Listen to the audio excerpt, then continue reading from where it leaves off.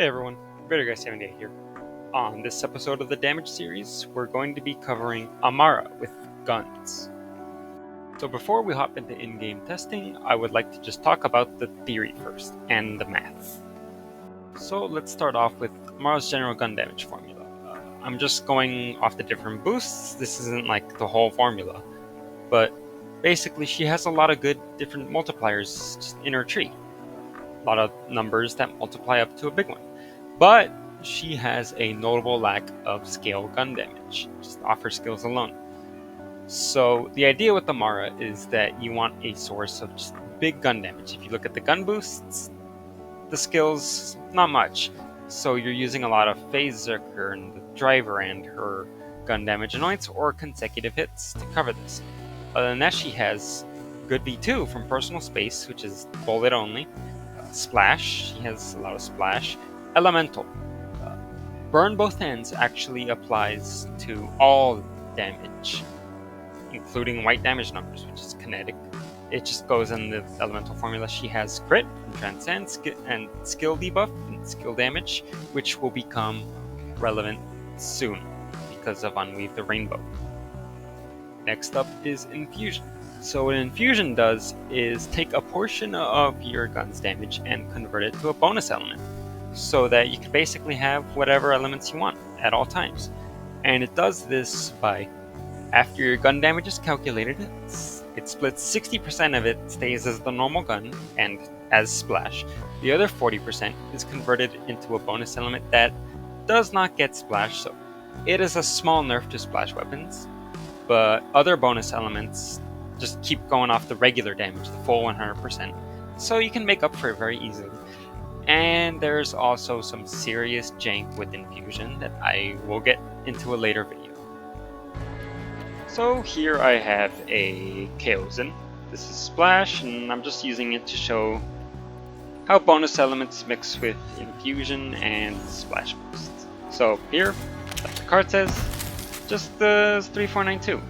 And so we do an ASE, same deal, 3492.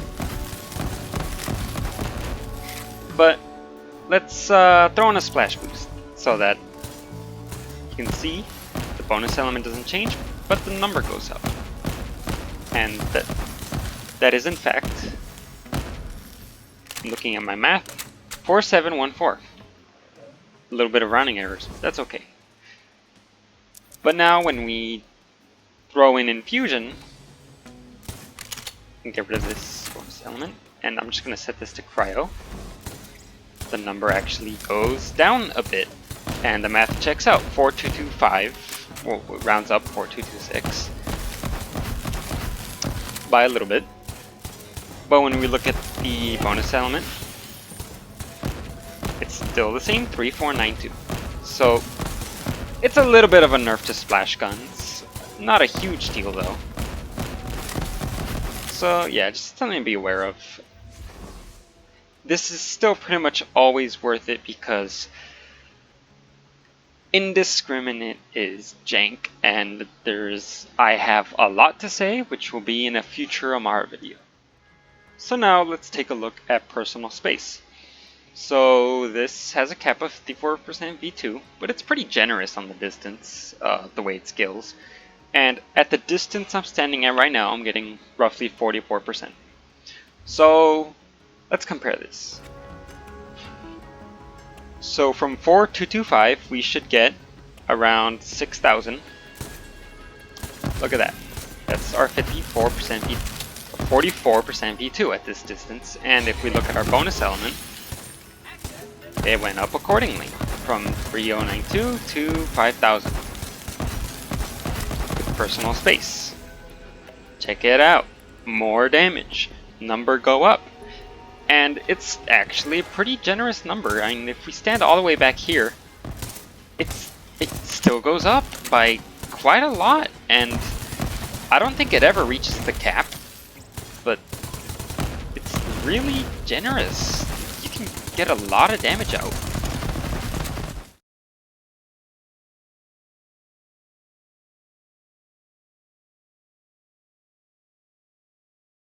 Another modifier Amara has easy access to, just at the top of her skill tree, is Tempest. So this is scale elemental damage. For the shock part, just split up your bonus elements accordingly, and then you can do the math like that. So if we look at the body shot, it goes up even more. It is 77,000, almost 8,000. Just like that. Easy. And there's our math. But, oh right, and on crit, the Chaosin has this part that I got. The crit penalty is fake, so just ignore that. It has a 10% crit part, which is a multiplier, so look at that. But here's another multiplier that Amara has easy access to, Transcend. This is Amara's biggest critical damage boost. Well, I mean gun damage boost for guns, and it actually stacks twice, up to 54% crit if you use something like Avatar. So, look at that.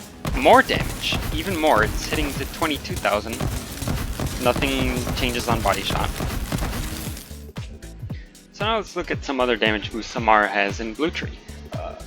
First of all is Laid Bare. This is skill debuff, so it's additive with Harmageddon. I can't actually show it against the target dummy because the target dummy sucks and does not take Laid Bare, but I can show Wrath. So Amara generally lacks scale gun damage. This is a big boost, but it's like one of her only ones, apart from Dread and Samsara. They're not very big, so you get scale gun damage from things like Consecutive. But let's look at this. So doing the math, we should get roughly 9,500. That checks out. And I don't have Transcend active right now, so if we hit a crit, we should get 20,000.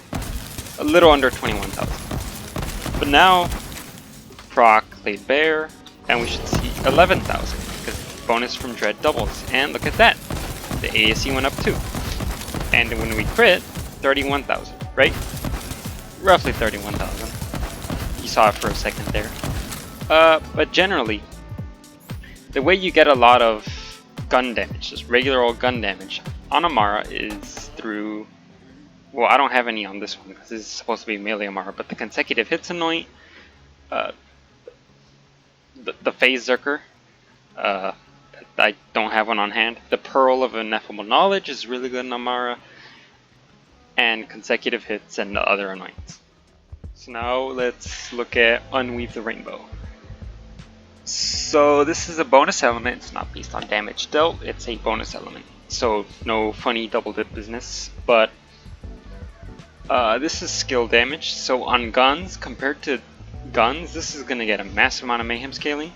And the easiest way to freeze enemies is just the Frozen Heart. And I'm just going to show, I really hope it isn't just outright kill. Okay.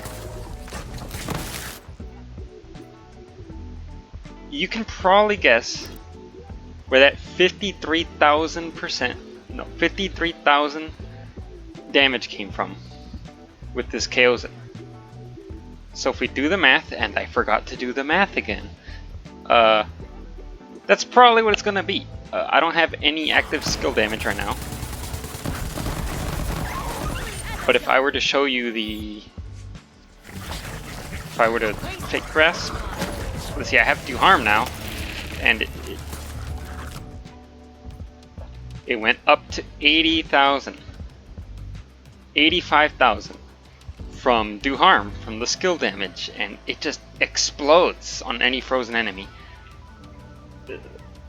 Do harm is no joke. I mean, not do harm. Unweave the Rainbow is no joke. It just murders anything that's frozen. Like, 65,000, so now it's going down. But you get the point. Unweave, a lot of damage.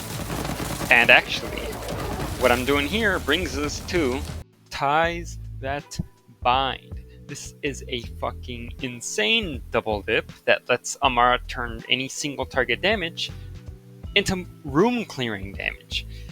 And so basically it takes 20% of the damage dealt to that enemy with specific damage sources. Some don't get transferred. Mayhem scales it, gives it formula, and then transfers it to nearby enemies. And it can proc Remnant. So we're going to assume Mayhem 10. where it gets 5.3275 scaling.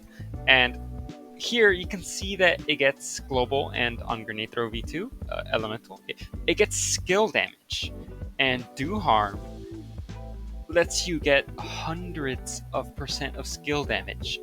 One thing is that Ties does not proc Blade Bear, and also Unweave doesn't transfer through Ties.